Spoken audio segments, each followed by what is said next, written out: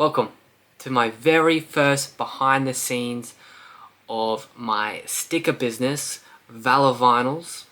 In this series, I'm going to take you through the process of how I got started, how I built it from scratch, all the challenges that I faced, and all the steps I took in order to grow it to where it is today. So let's dive into the beginning of Valor Vinyls, where it was just an idea. I've always loved pop culture. Anything you can name. I had a superpower of being able to name any movie within 5 seconds of seeing it. I knew all the celebrities. I also knew all the great games from my late nights of grinding away with my friends. I'm a big fan of everything, really. You could see even the book collection back there, right? Even music genre, I have a growing collection of 10,000 songs. So that is just a broad start of it, is just my growing love of everything great and art and gaming and you name it, right? You get the picture. So that growing love started young. And as I grew older, I've always wanted to start my own business. I noticed people were delving into patch making, especially for military personnel. And then I thought, who's doing stickers? The stickers are a decently big thing in the military.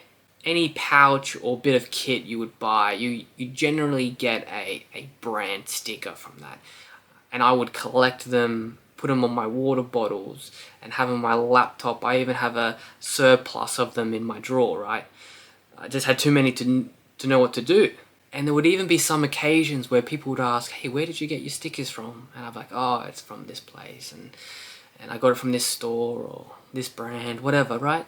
So I wanted to create a one-stop shop where anyone could go and find what they wanted. And if they couldn't, then they could at least create what they wanted. So that's the general idea of why I love the art and where the thought process came from in creating a business. And I've always been flirting with the idea of generating a bit more income with another avenue and developing skills, really. That's personally the biggest thing, is trying to level up in all areas that I can. Even if this is just a segue business, the learning opportunity this has given me is significant. So even though stickers are a low ticket item, I saw the potential in them. With larger quantity orders, a chance to upsell, a greater bundle in the cart, there's a numerous amount of ways to increase the low ticket to a high ticket potentially. So stickers felt like the perfect medium to enter the business world. But I had to turn that idea into a thriving business in what it is today. So one of the first hurdles I had to come across was, where are these stickers coming from? Am I printing them myself? Am I outsourcing from another group? Where do these designs come from? Am I designing them myself? Do I get artists to come in and design them? Am I using AI? I had to find these answers. I had to learn so much, from what is a matte and a gloss finish, to what is a die cut sticker, to knowing the dimensions for water bottles and cars and laptops.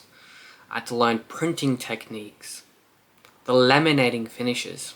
There was many hours of researching different products and different stores and understanding the whole dynamic of it all. Another decent hurdle for myself was understanding the pricing of the stickers and how I would still be able to profit from it, and what price I had to sell it for on the website.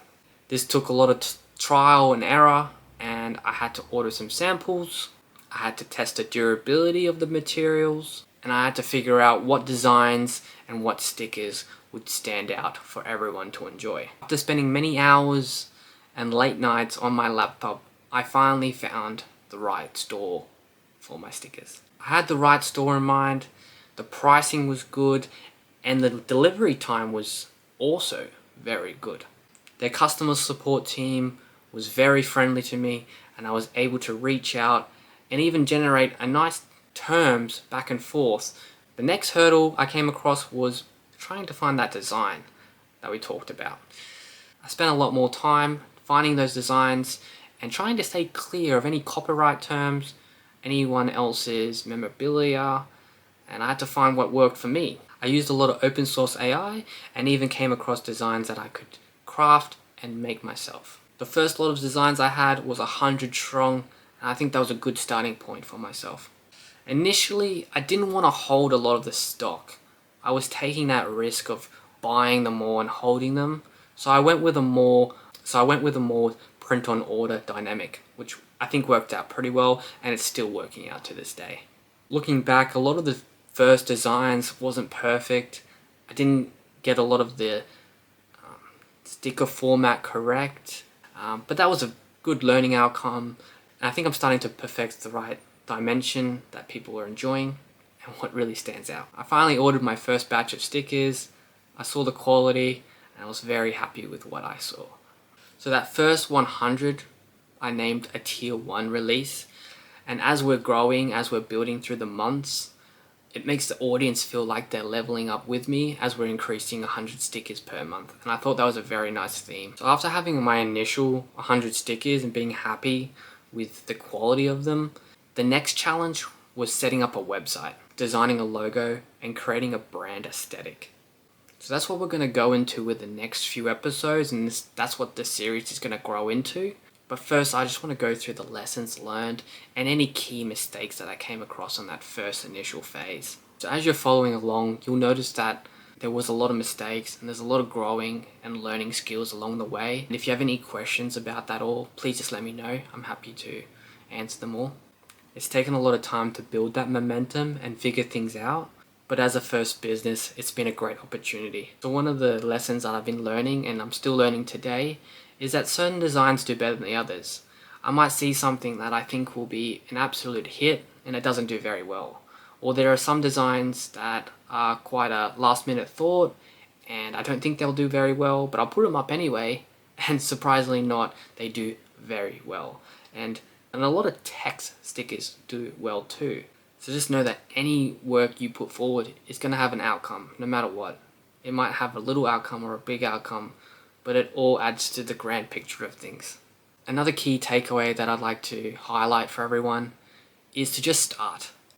If you have an idea, brainstorm it, write it down, and take notes along the way. Too many people let good ideas just slip away and it turns into nothing. Just starting something, even if it's imperfect, it still puts you ahead of majority of the people these days. So if you have a thought, just go ahead and execute. It's okay to fail. In fact, you should expect to fail most times, but learning from those failures is the most important part, and you just need to keep going. Don't let it stop you. Don't let it slow down your momentum. Just keep building upon it. So I appreciate you taking this time to watching my video. This is just the beginning of Valor Vinyls, and we're going to go into a lot more, and it's still building to this day, and I'm very excited into what it's going to become. So please follow along. In the next episode, I'm going to dive deeper into how I built the store on Shopify and the things I learned in order to build it into what it is today. So once again, thank you for watching, and I hope you enjoyed it. Thanks for watching, and I hope my journey helps you on yours.